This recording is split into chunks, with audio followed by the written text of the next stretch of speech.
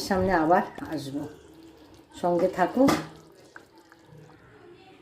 Gas পরিষ্কার হয়ে গেল, আর রান্না তো দেখালামই। ভাত আমি একটু ঢেলে রেখেছি গামলায়, হাঁড়িতে ভাত করেছি। আর এই তো মাংস, এই যে মাংস এই রান্না করেছি। আর ওই ডাল আর তরকারি আর চাটনিটা বের করে নেব, এখনও নিইনি। চলো আবার ফিরে আসছি। এই দুপুরে খাওয়া দাওয়া সব কিছু শেষ করে এই ওপরে আসলাম। নিচে কথা বলতে পারলাম না, নিচে অরিষা আছে। অরিষা তো জানোই, ও একাই ভিডিও করবে, ও কাউকে করতে দিতে চায় না। সকালবেলা মানে আমার পায়েল বলছে আমার রান্না করে আমার শরীর খারাপ হয়নি। ব্যাপারটা কি হয়, ও আর আমি দুইজনে মিলেই কাজকর্ম করি, আর ওর একার উপরে প্রেশার পড়লে ওর যেমন কষ্ট হয়, আমারও একার উপরে প্রেশার পড়লে আমারও কষ্ট হয়। তো ও সেটা বুঝতে চাইছে না।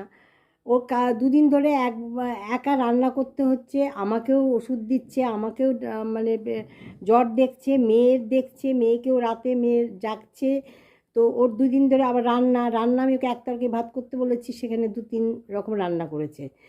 তো ও ওই রকম প্রেশার অ্যাকচুয়ালি নিতেও পারে না। সেটা আমি তো এখন নিতে পারি না, আগে নিতে পারতাম। যখন আমার ওদের মতো বয়স ছিল তখন তো প্রচুর পরিশ্রম করতে পারতাম। তো সে আমার সঙ্গে কি আমার বইয়ের তুলনা করবে, এটা কখনো হয়?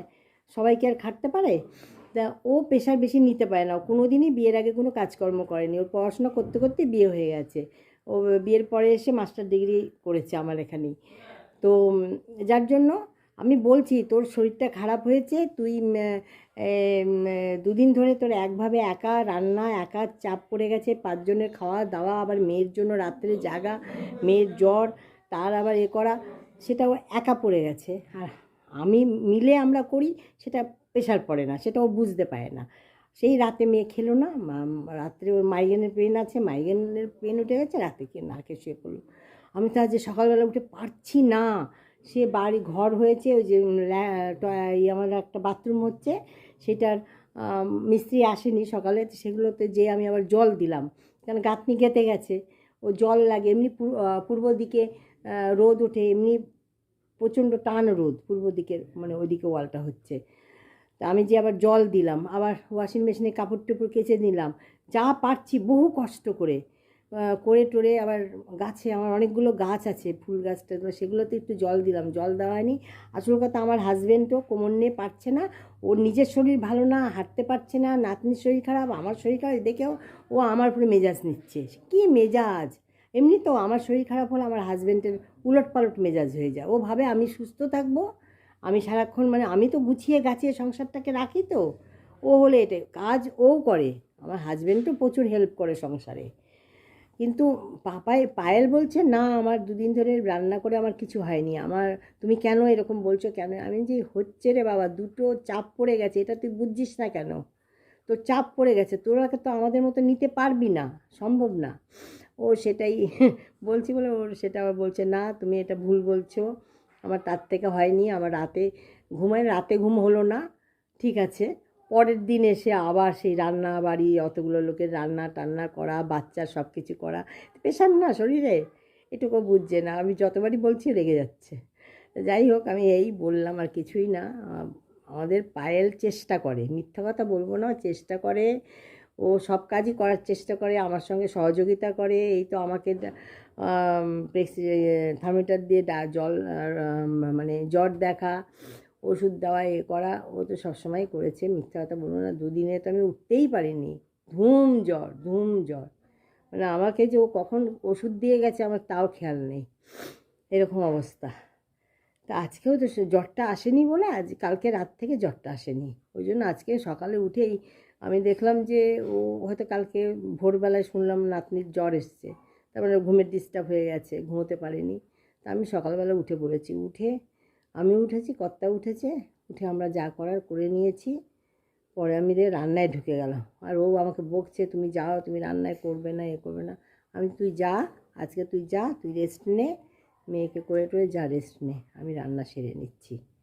আমার তো রান্না শুধু, আমার অনেক কাজ থাকে, অনেক কাজ, সে বাথরুম থেকে পরিষ্কার করা থেকে শুরু করে অনেক কাজ। আজকে তো রবিবার, আজকে তো সব ছেলেও বাড়িতে আছে, আর ওই মাংসই রান্না করলাম, আর যা ছিল ইয়েতে ফ্রিজে, সেই সবই খেলো টেলো, তাই জন্য শরীরটা একদম ভালো না। আমি কাশছি, এত কাশি হচ্ছে না, আমি কথা বলার জন্য অনেকবার ট্রাই নিচ্ছি, কথা বলতে পারছি না, এত কাশি। আমার তো শ্বাসকষ্ট, আমি তো দিনে আমার ইনহেলার নিতে হয়, তো 3-4 বারের মতো ইনহেলার নিতে হয়।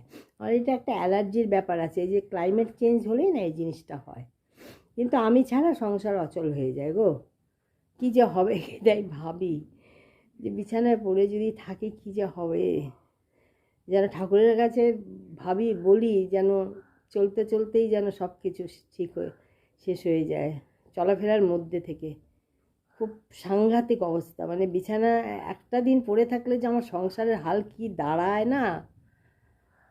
পায়েল শুধু বলে না তুমি এসো না, করো না, কিন্তু ও বোঝে না যে কী পরিমাণ পরিস্থিতি কি দাঁড়িয়ে যায়। এখন ও পারে না একা করতে, আমিও পারি না একা করতে। আর কাজে আমার যে হেল্পিং আছে, সে তো শুধু 2-4টে বাসন মেজে আর ওই একবার ওই কোনো রকম একটা ঘর মুছে দিয়ে চলে গেলো, আর তো কিছু না। সারাদিনের তো আমাদের কাজকর্ম, বাসন রান্না বাড়ি, 5টা মানুষের তো চলছেই, বাচ্চা নিয়ে। সে তো সবাই, যাদের সংসার, আমরা হাউসওয়াইফ যাদের এরকম অবস্থা, সে তো সবাই জানো, সবাই বোঝো, আর বলে কি হবে। আর আমার রাগ উঠে যায় আমার হাজব্যান্ডের উপরে, ভীষণ রাগ হয়ে যায়।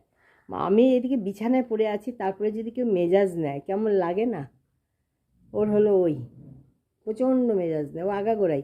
কিন্তু ও খুব কেয়ারিং, আমার হাজব্যান্ড কিন্তু ভীষণ কেয়ারিং, প্রত্যেকের ব্যাপারে খুব কেয়ারিং। সে আমার বলো, বাচ্চার বলো, ছেলের বলো, বৌমার বলো, বাড়ির প্রত্যেকের প্রতি ভীষণ কেয়ারিং। কার শরীর খারাপ হলো না হলো, দৌড়াদৌড়ি ডাক্তার ভীষণ করে, মিথ্যা কথা বলবো না, ভীষণ করে। কিন্তু আমার শরীর খারাপ হলে ও একদম ভীষণ মেজাজ দেখায়, তখন আমার ভালো লাগে না। তখন আমার মনে হয় যে আমি আমার আমি কাজ করব, কর্ম করব, আমার এটাই দাম না।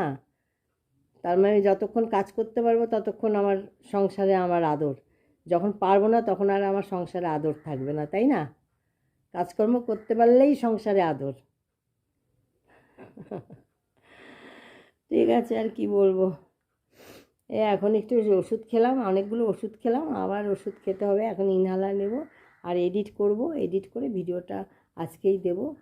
আজকে রবিবার, আজকেই দেব। সবাই খুব ভালো থেকো, সুস্থ থেকো। আবার আমি নতুন কোনো ভিডিও নিয়ে তোমাদের কাছে চলে আসবো। টাটা, নমস্কার। এবার তাহলে আসি।